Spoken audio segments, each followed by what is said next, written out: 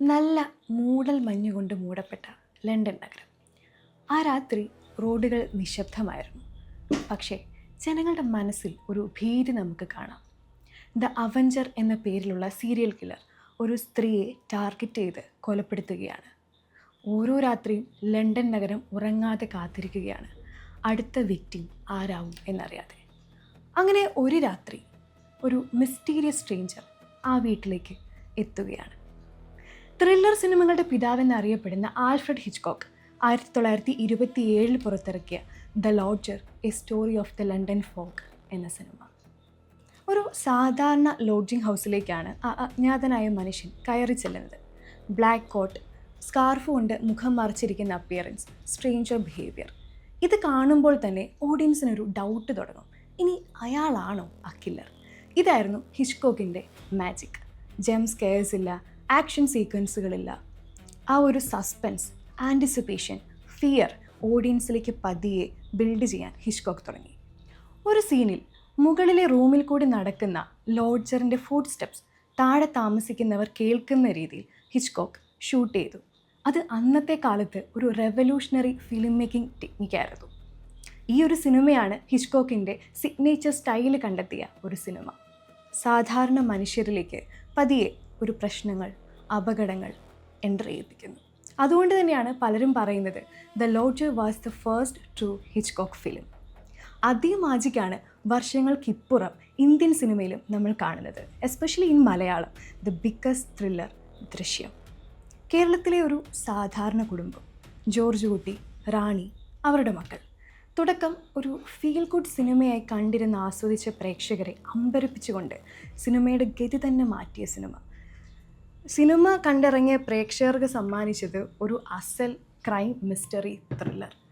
George കുട്ടി ആ ഒരു പോലീസ് സ്റ്റേഷനിൽ നടന്നു വരുന്ന ആ ഒരു ക്ലൈമാക്സ് സീനുണ്ടല്ലോ, അത് കണ്ട പ്രേക്ഷകർ അവരുടെ റിയാക്ഷൻ എന്ന് പറയുന്നത് ഇറ്റ്സ് അൺബീറ്റബിൾ. ജോർജ് കുട്ടിയുടെ ആ നടത്തത്തിൽ തൻ്റെ കുടുംബത്തെ രക്ഷിക്കാനുള്ള തത്രപ്പാടുണ്ടായിരുന്നു. തൻ്റെ കുടുംബം ചെയ്ത തെറ്റിൻ്റെ കുറ്റബോധമുണ്ടായിരുന്നു. പ്രേക്ഷകർ ആ നടത്തം അവിടെ അവസാനിച്ചു എന്ന് കരുതി. എന്നാൽ രണ്ടാം ഭാഗം വന്നു. ഇപ്പോഴിതാ മൂന്നാം ഭാഗവും വരുന്നു. ഓഡിയൻസിലേക്ക് ആ ഒരു ടെൻഷൻ ക്രിയേറ്റ് ചെയ്ത് ഇനി എന്താവും നെക്സ്റ്റ് മൂവ് എന്ന് ഉള്ളൊരു ആൻറ്റിസിപ്പേഷൻ ഉണ്ടല്ലോ, അത് കൊണ്ടുവരുവാൻ ദൃശ്യം എന്ന സിനിമയ്ക്ക് കഴിഞ്ഞു.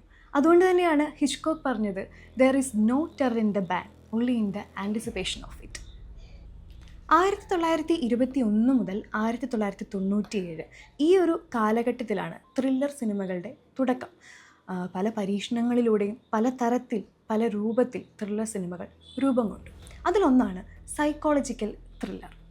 കഥാപാത്രത്തിൻ്റെ ഇമോഷനും മെൻ്റൽ പ്രഷറും ഫോക്കസ് ചെയ്താണ് ഈ സിനിമകൾ ചെയ്തിരുന്നത്. മലയാള സിനിമ എടുത്തു നോക്കിയാൽ ദ കൾട്ട് ക്ലാസിക് എന്ന് നമ്മൾ പറയുന്ന മൺചിത്രത്താഴ് ഇതിനൊരു ഉത്തമ ഉദാഹരണമാണ്. ഗംഗ എന്ന കഥാപാത്രം ആക്ച്വലി പൊസസ്ഡ് ആണോ, അതോ അതൊരു മെൻ്റൽ കണ്ടീഷനാണോ? ഓഡിയൻസ് ആ ഒരു ഡൗട്ടിലിരിക്കുന്ന സമയത്താണ് ഡോക്ടർ സണ്ണിയുടെ വരവ്. അതോടുകൂടി സിനിമ ഒരു സൈക്കോളജിക്കൽ ഇൻവെസ്റ്റിഗേഷൻ മോഡിലേക്ക് മാറുകയാണ്. ഡോക്ടർ സണ്ണി ഗംഗയുടെ ബിഹേവിയർ, ട്രോമ, ഐഡൻറ്റിറ്റി ഇതൊക്കെ പഠിക്കുന്നു. അതിനുശേഷം അവസാനം റിവീൽ ചെയ്യുകയാണ് ഗംഗയ്ക്ക് ഡിസോസിയേറ്റീവ് ഐഡൻറ്റിറ്റി ഡിസോർഡർ ഉണ്ട് എന്നുള്ളത്. സൈക്കോളജിക്കൽ ത്രില്ലറിൽ ഇന്ത്യൻ സിനിമയുടെ ഒരു ബെഞ്ച് മാർക്കായിരുന്നു മണിച്ചിത്രത്താഴ്. അടുത്തതായി ക്രൈം ത്രില്ലേഴ്സാണ്. മേർഡേഴ്സ്, ക്രിമിനൽസ്, പോലീസ് ചേസിങ് ഇതൊക്കെയാണ് ഈ സിനിമ ഫോക്കസ് ചെയ്യുന്നത്. അതിന് ഉദാഹരണമായി പറയുകയാണെങ്കിൽ മെമ്മറീസ്, ജോസഫ് ഇതിനൊക്കെ ഉത്തമ ഉദാഹരണങ്ങളാണ്. ഇനിയുള്ളത് ഇൻവെസ്റ്റിഗേഷൻ ത്രില്ലേഴ്സാണ്. CBI സീരീസ് നമ്മൾ വളരെ അത്ഭുതത്തോടു കൂടി കണ്ടിരുന്ന സിനിമകളായിരുന്നു. ഇൻവെസ്റ്റിഗേഷൻ ത്രില്ലേഴ്സ് എന്ന് പറയുന്നത് it's a pack of clues, suspense, revealing scenes ഇതൊക്കെയാണ്. ഇനിയുള്ളത് സർവൈവൽ ത്രില്ലറാണ്. ഒരു കഥാപാത്രം അവർക്കൊരു പ്രശ്നം വരുമ്പോൾ ഫിസിക്കലി, മെൻ്റലി അവരതിൽ സർവൈവ് ചെയ്യാൻ ശ്രമിക്കുന്ന സിനിമകളാണ്. അതിന് ഏറ്റവും വലിയ ഉദാഹരണമാണ് ആടുജീവിതം. നജീബ് എന്ന കഥാപാത്രത്തിൻ്റെ ഇമോഷൻസിലൂടെ ഒരു വീർപ്പുമുട്ടലോടുകൂടിയായിരുന്നു നമ്മൾ കടന്നു പോയിട്ടുണ്ടായിരുന്നത്. ഇനിയുള്ളത് ഒരു പൊളിറ്റിക്കൽ ത്രില്ലേഴ്സാണ്. ലൂസിഫർ എന്ന സിനിമ ഒരു പൊളിറ്റിക്കൽ മാനിപ്പുലേഷൻ, കോൺഫ്ലിക്ട്സ് എല്ലാം കാണിച്ചിട്ടുണ്ടായിരുന്ന സിനിമയായിരുന്നു.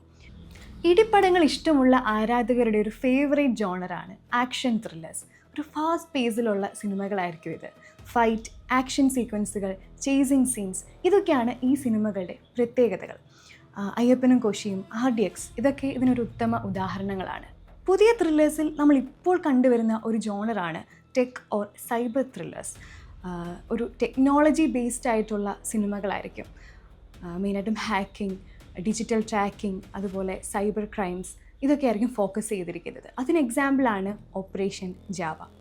ദൃശ്യം എന്ന സിനിമയിലേക്ക് വരുമ്പോൾ അതൊരു ക്രൈം മിസ്റ്ററി ത്രില്ലറാണ്. ഈ രണ്ട് ജോണറും കൂടെ കമ്പൈൻ ചെയ്താണ് ഈ സിനിമ വന്നിരിക്കുന്നത്. അതുകൊണ്ട് തന്നെ ഓഡിയൻസിലേക്ക് ആ ഒരു ഹൈ പീക്ക് മൊമെൻറ്റ്സ് കൊണ്ടുവരുവാൻ ദൃശ്യത്തിന് കഴിഞ്ഞിട്ടുണ്ടായിരുന്നു. ദൃശ്യം 2 വരുമ്പോൾ അത് കുറച്ചുകൂടി ഡീപ്പർ ആവുകയാണ്. ഒരു സാധാരണക്കാരനായ ജോർജ് കുട്ടി എങ്ങനെ പ്രശ്നത്തെ നേരിടും, ഇനി പിടിയിലാകുമോ എന്നുള്ളൊരു കൺഫ്യൂഷൻസ് ആയിരുന്നു ദൃശ്യം 2 നമ്മൾ കണ്ടിരുന്നത്. And now it's A question.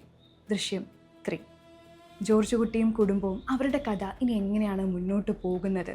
അവസാനം ആ ഒരു സത്യം പുറത്തു വരുമോ, അല്ലെങ്കിൽ ജോർജ് കുട്ടി അതൊരു ചോദ്യചിഹ്നമായി അവസാനിപ്പിക്കുമോ?